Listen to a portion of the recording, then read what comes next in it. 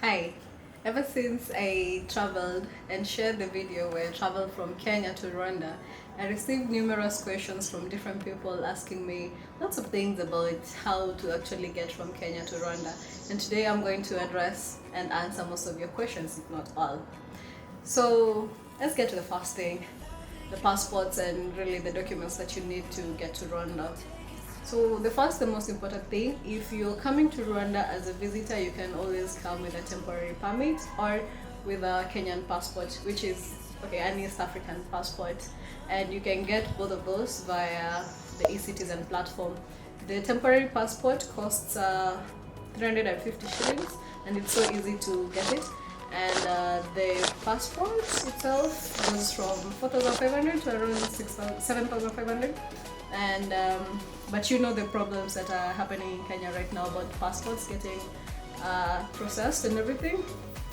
So I think it's up to you. If you're not planning an impromptu trip, then you can get a passport beforehand. But if it's an impromptu trip, you can always get the temporary passport within a matter of hours. Really, I got mine within 2 hours, I guess.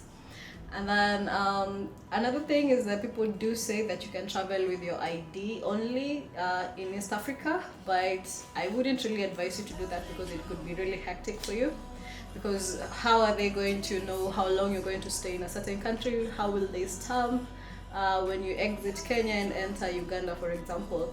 Another thing I do want to mention right now is that I really love the fact that we now have joint borders. At a time I traveled back in 2012, we used to, like, when you exit Kenya, you get the stamp for exiting Kenya, and then you go to another border destination in Uganda and get the stamp for entry in Uganda. But right now it's so much synchronized in such a way that you get both stamps at one place, so it's a lot easier, save for the queues that you do have to wait for a minute there. So that is really about the passports. Passports are rather easier to get if you're looking for the temporary passport. And then I do want to caution you that if you want to come to Rwanda for work related stuff, like maybe you want to come look for a job or an internship or whatever, you do have to have your visa. Not visa, your passport. It's really important that when you leave Kenya, you come with your passport and also with your police certificate of good conduct. They do ask for that when you're applying for either internship or a work permit. Also, if you're applying for work permit, make sure that you come with your original documents, both your graduation and birth and IDs and everything. It's quite important that when you're traveling, you have your ID with you if you are an adult beyond 18 years old. And if you haven't received your ID, it's important that you carry the document that you're given when you apply for your ID card. It's also important that if you're traveling with a child, you carry their birth certificate, and if the child is not yours, you must have a parental consent form from either one of the parents that you are free to travel with a child, so that you do not get arrested for child trafficking and the sort. Yeah, so that is about the documents that you need. Now, as far as my knowledge goes, you can travel with Trinity bus or with I used to travel with Kampala coach, but I hear that is closed. I can't remember the other bus names, but I will maybe link them in the description or in the pinned comment.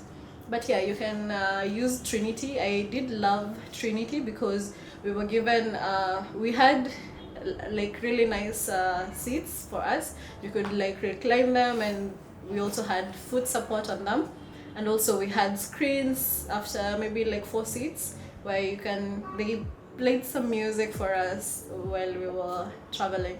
And also with Trinity you get a charging station, but it's only a USB type charging station, so you don't really need to carry your head for that, or what they call the charging brick. Yeah, so it costs I've been told 5,000 off peak and 6,000 on peak. Like, we traveled in December, so we paid 6,000 for everybody. But if you're traveling off peak, you're going to probably pay 5,000 or even less.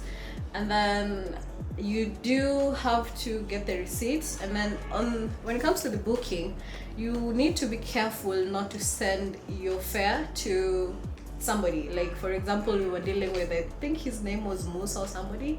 So we did not send our money to him, although we did book our seats online. Not really online because there isn't an app, but via phone. We just pay the money to the pay bill. They will offer you the pay bill, and then and everything is just synchronized. Another thing that I saw people ask a lot is how long does it really take to travel from Kenya to Rwanda? So it mostly depends on where you're departing from. If you're departing from Nairobi, you're going to leave at around 1:30 to 2 p.m. and you will get to Rwanda at around 2 p.m., 3 p.m. or 4 p.m. latest. Also depending on the traffic jams. So we are going to say about 24 hours to get to Kigali from Nairobi. And then people also asked a lot about the stopovers. For us, when you travel, we didn't really have so many stopovers.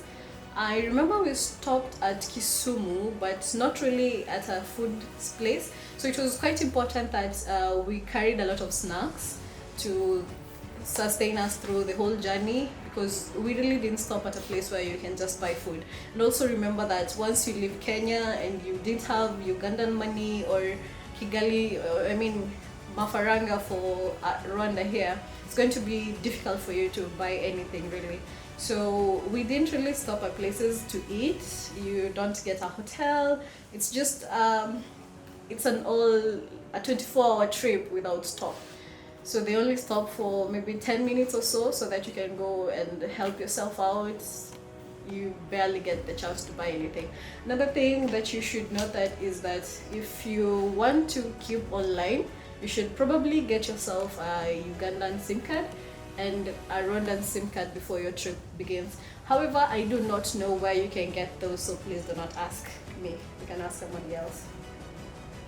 Of course, we spent the night on the bus. I think that was the hardest part of the trip, because the seats are kind of, in as much as they're comfortable, they're kind of small. I mean, you can't just sleep comfortably, and then you might find people who don't want you to recline the seat too far back because of their legs. Maybe their legs are too long, or they are uncomfortable. So it's the hardest part. I did see people sleep on the aisle of the bus. If you are up to that, you can do that, but no, you do not get a hotel to sleep in.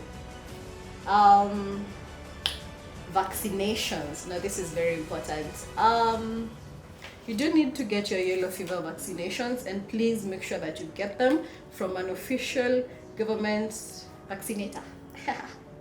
From somewhere that you can, it's official, because when we got to Uganda, and I think you've seen this video, these guys asked, we showed them our vaccination, the yellow fever cards, and then they were like, these yellow fever cards, they don't look legit, they look like, they're just not legit.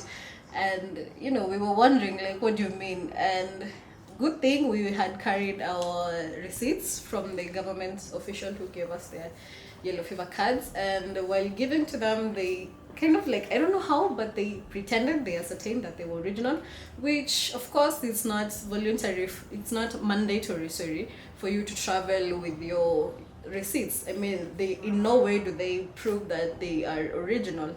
They were just trying to get money from us. And honestly, if you're traveling, you're going to have the best time when you're on the Rwandan border, when you're entering Rwanda. But between Kenya and Uganda, you're going to have a bit of a hectic time, because of course we all know that Kenya and Uganda are, well, we deal with bribery a lot. So these people are just out there to get your money. They want to find the tiniest little bit of error so that they can get your 2,000 Kenya shillings or whatever. So you really have to be on toes so that nobody takes advantage of you. Now, do you need a visa to travel to Rwanda? No, you do not need a visa.